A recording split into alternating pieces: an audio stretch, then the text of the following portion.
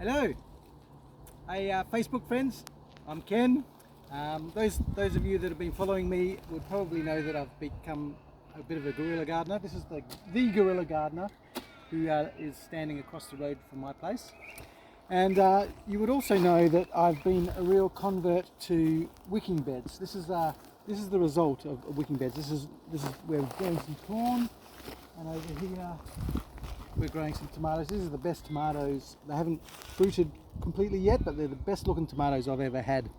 So I have to do a shout out to Felix, who's filming this for me. He's our director today. And also shout outs to the Noongar Nation. We are on Noongar Land here, and this is across the road from my place. This is a Guerilla Garden. And a bit of a mention to the city of Gossels, who are letting me get away with it, even though it's not strictly legal. So I was really inspired by the wicking beds that we grew on that side of the street. So I decided I'd come back to my side of the street and see if I could convert some of the above ground beds that I've built into wicking beds. So this, if you have a look at a bit of a long shot, this is actually made out of some wheel hubs from a truck that my friend Schmicky Fingers got from me from the tip.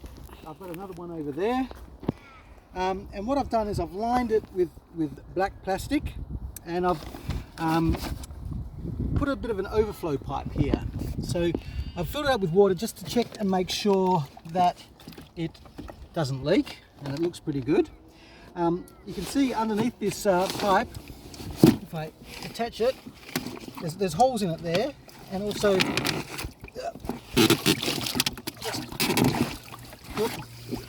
I've actually cut slots in there, so it's basically an overflow pipe. So that's going to stay there. Because it's an overflow pipe, it doesn't have to be well sealed. So we'll just stick it in there. I've got a bit of this putty there to seal it a little bit at the joint.